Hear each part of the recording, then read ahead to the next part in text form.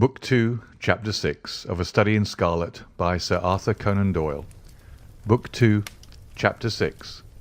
A continuation of the Reminiscences of John Watson, M.D. Our prisoner's furious resistance did not apparently indicate any ferocity in his disposition towards ourselves, for on finding himself powerless he smiled in an affable manner and expressed his hopes that he had not hurt any of us in the scuffle. "I guess you're going to take me to the police station," he remarked to Sherlock Holmes. "My cab's at the door. If you'll loose my legs I'll walk down to it. I'm not so light to lift as I used to be." Gregson and Lestrade exchanged glances as if they thought this proposition rather a bold one. But Holmes at once took the prisoner at his word, and loosened the towel which we had bound round his ankles. He rose and stretched his legs, as though to assure himself that they were free once more. I remember that I thought to myself as I eyed him that I had seldom seen a more powerfully built man, and his dark, sunburned face bore an expression of determination and energy which was as formidable as his personal strength. "If there's a vacant place for a chief of the police, I reckon you're the man for it," he said, gazing with undisguised admiration at my fellow lodger. "The way you kept on my trail was a caution." "You had better come with me," said Holmes to the two detectives. "I can drive you," said Lestrade. "Good. And Gregson can come inside with me. You too, Doctor. You have taken an interest in the case and may as well stick to us." I assented gladly, and we all descended together. Our prisoner made no attempt at escape, but stepped calmly into the cab which had been his, and we followed him.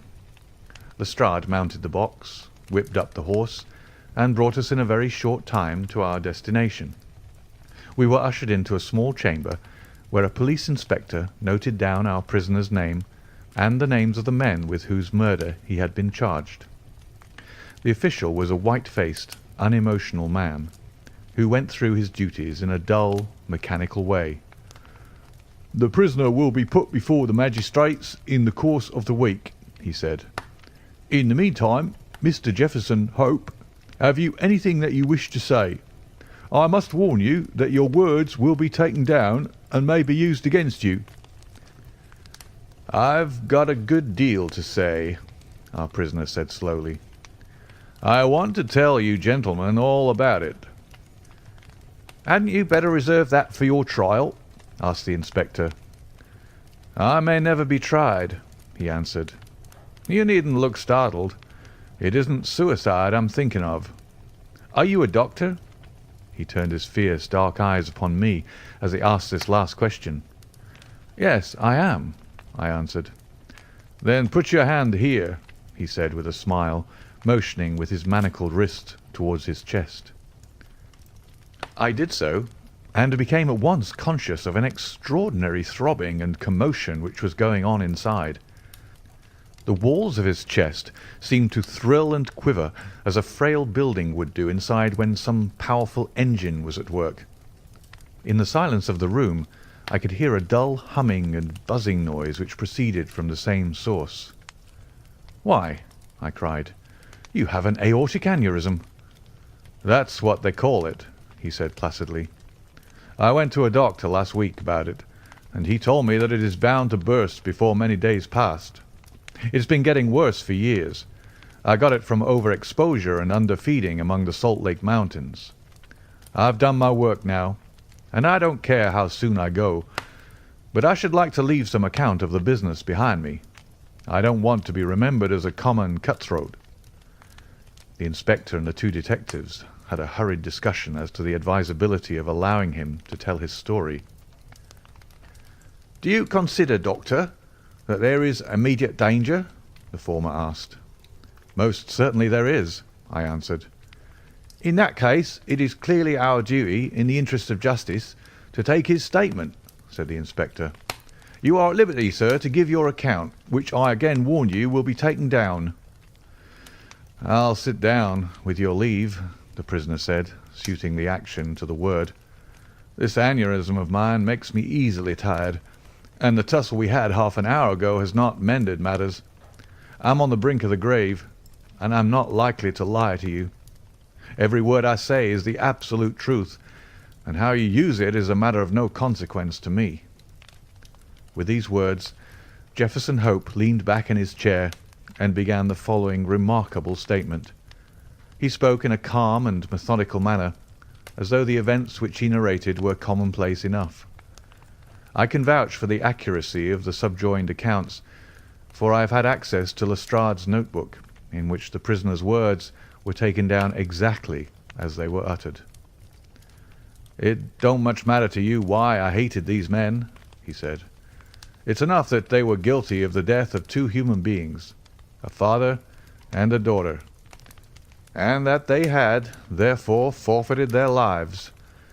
After the lapse of time that has passed since their crime, it was impossible for me to secure a conviction against them in any court. I knew of their guilt, though, and I determined that I should be judge, jury, and executioner, all rolled into one. You'd have done the same, if you have any manhood in you, if you had been in my place. That girl that I spoke of was to have married me 20 years ago. She was forced into marrying that same Drebber, and broke her heart over it.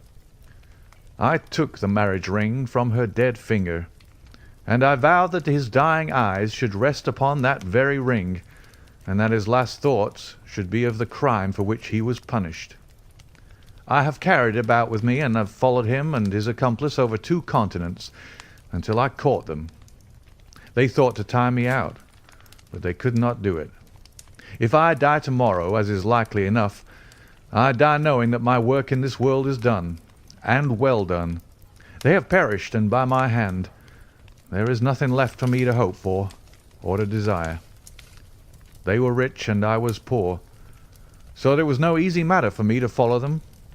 When I got to London, my pocket was about empty, and I found that I must turn my hand to something for my living.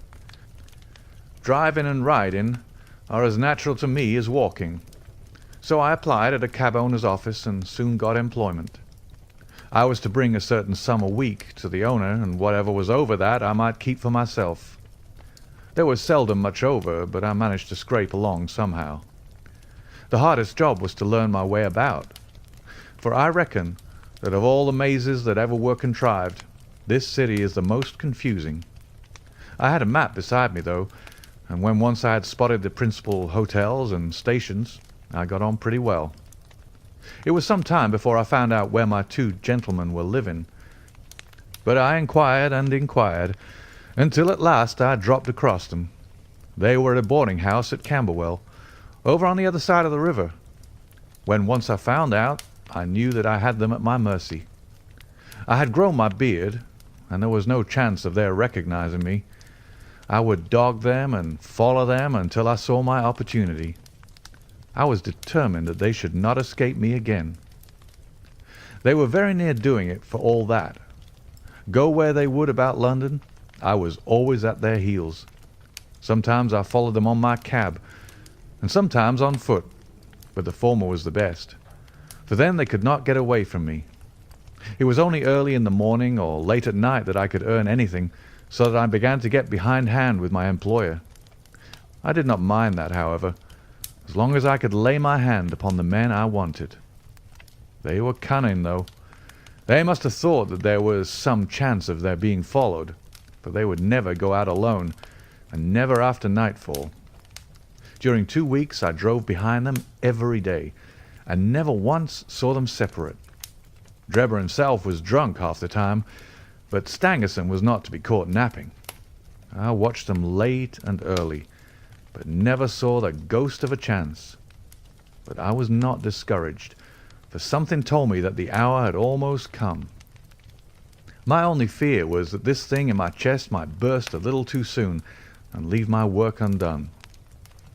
At last, one evening, I was driving up and down Torquay Terrace, as the street was called in which they boarded, when I saw a cab drive up to their door. Presently some luggage was brought out, and after a time Drebber and Stangerson followed it and drove off. I whipped up my horse and kept within sight of them, feeling very ill at ease, for I feared that they were going to be shifting their quarters. At Euston Station they got out, and I left a boy to hold my horse and follow them onto the platform. I heard them ask for the Liverpool train, and the guard answered that that one had just gone and there would not be another for some hours. Stangerson seemed to be put out at that, but Drebber was rather pleased than otherwise. I got so close to them in the bustle that I could hear every word that passed between them. Drebber said that he had a little business of his own to do, and that if the other would wait for him, he would soon rejoin him. His companion remonstrated with him, and reminded him that they had resolved to stick together. Drebber answered that the matter was a delicate one, and that he must go alone. I couldn't catch what Stangerson said to that, but the other burst out swearing and reminded him that he was nothing more than his paid servant, and that he must not presume to dictate to him. On that the secretary gave it up as a bad job, and simply bargained with him that if he missed the last train, he should rejoin him at Halliday's private hotel, to which Drebber answered that he would be back on the platform before 11, and made his way out of the station. The moment for which I had waited so long had at last come. I had my enemies within my power. Together they could protect each other, but singly they were at my mercy. I did not act, however, with undue precipitation. My plans were already formed. There is no satisfaction in vengeance unless the offender has time to realize who it is that strikes him and why retribution has come upon him. I had my plans arranged by which I should have the opportunity of making the man who had wronged me understand that his old sin had found him out. It chanced that some days before, a gentleman who had been engaged in looking over some houses in the Brixton Road had dropped the key of one of them in my carriage. It was claimed that same evening, and returned, but in the interval I had taken a moulding of it, and had a duplicate constructed. By means of this I had access to at least one spot in this great city where I could rely upon being free from interruption. How to get Drebber to that house was the difficult problem which I now had to solve. He walked down the road and went into one or two liquor shops, staying for nearly half an hour in the last of them. When he came out he staggered in his walk, and was evidently pretty well on. There was a hansom just in front of me, and he hailed it. I followed it so close that the nose of my horse was within a yard of his driver the whole way. We rattled across Waterloo Bridge and through miles of streets, until, to my astonishment, we found ourselves back in the terrace in which he had boarded. I could not imagine what his intention was in returning there, but I went on and pulled up my cab 100 yards or so from the house. He entered it, and his hansom drove away. "Give me a glass of water, if you please. My mouth gets dry with the talking." I handed him the glass, and he drank it down. "That's better," he said. "Well, I waited for a quarter of an hour or more, when suddenly there came a noise like people struggling inside the house. Next moment the door was flung open, and two men appeared, one of whom was Drebber, and the other was a young chap whom I had never seen before. This fellow had Drebber by the collar, and when they came to the head of the steps, he gave him a shove and a kick which sent him half across the road. "You hound!" he cried, shaking his stick at him. "I'll teach you to insult an honest girl."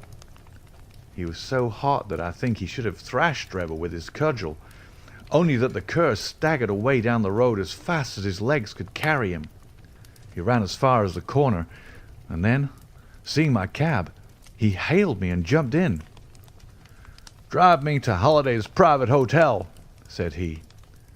When I had him fairly inside my cab, my heart jumped so with joy that I feared lest at this last moment my aneurism might go wrong. I drove along slowly, weighing in my own mind what it was best to do. I might take him right out into the country, and there in some deserted lane have my last interview with him. I had almost decided upon this when he solved the problem for me.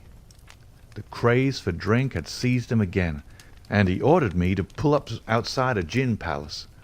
He went in, leaving word that I should wait for him. There he remained until closing time, and when he came out he was so far gone that I knew the game was in my own hands. Don't imagine that I intended to kill him in cold blood. It would only have been rigid justice if I had done so, but I could not bring myself to do it. I had long determined that he should have a show of his life if he chose to take advantage of it. Among the many billets which I have filled in America during my wandering life, I was once janitor and sweeper out of the laboratory at York College. One day the professor was lecturing on poisons, and he showed his students some alkaloid, as he called it, which he had extracted from some South American arrow poison, and which was so powerful that the least grain meant instant death. I spotted the bottle in which this preparation was kept, and when they were all gone, I helped myself to a little of it. I was a fairly good dispenser, so I worked this alkaloid into small, soluble pills, and each pill I put in a box with a similar pill made without the poison. I determined at the time that when I had my chance, my gentlemen should each have a drawer out of one of these boxes, while I ate the pill that remained. It would be quite as deadly, and a good deal less noisy, than firing across a handkerchief. From that day I had always my pill boxes about with me, and the time had now come when I was to use them. It was nearer 1 than 12, and a wild, bleak night, blowing hard and raining in torrents.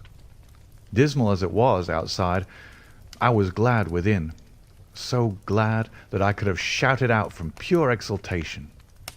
If any of you gentlemen have ever pined for a thing and longed for it during 20 long years, and then suddenly found it within your reach, you would understand my feelings.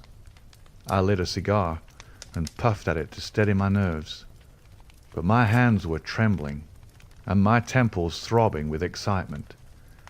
As I drove, I could see old John Ferrier and sweet Lucy looking at me out of the darkness and smiling at me, just as plain as I see you all in this room. All the way they were ahead of me, one on each side of the horse, until I pulled up at the house in the Brixton Road. There was not a soul to be seen, nor a sound to be heard, except the dripping of the rain.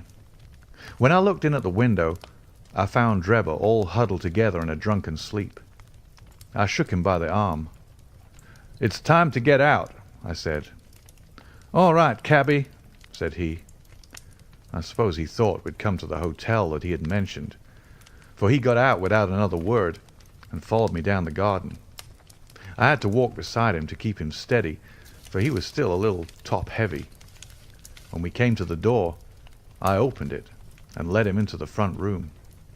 I give you my word that all the way the father and the daughter were walking in front of us. "It's infernally dark," said he, stamping about. "We'll soon have a light," I said, striking a match and putting it to a wax candle which I brought with me. "Now, Enoch Drebber," I continued, turning to him and holding the light to my own face, "who am I?" He gazed at me with bleared, drunken eyes for a moment, and then I saw a horror springing up in them and convulse his whole features, which showed me that he knew me. He staggered back with a livid face, and I saw the perspiration break out upon his brow, while his teeth chattered in his head. At the sight, I leaned my back against the door and laughed loud and long. I had always known that vengeance would be sweet, but I had never hoped for the contentment of soul which now possessed me. "You dog," I said, "I have hunted you from Salt Lake City to St. Petersburg, and you have always escaped me. Now at last your wanderings have come to an end, for either you or I shall never see tomorrow's sunrise." He shrunk still further away as I spoke, and I could see on his face that he thought I was mad. So I was for the time. The pulses in my temples beat like sledgehammers, and I believe I would have had a fit of some sort if the blood had not gushed from my nose and relieved me. "What do you think of Lucy Ferrier now?" I cried, locking the door and shaking the key in his face. "Punishment has been slow in coming. but it has overtaken you at last." I saw his coward lips tremble as I spoke.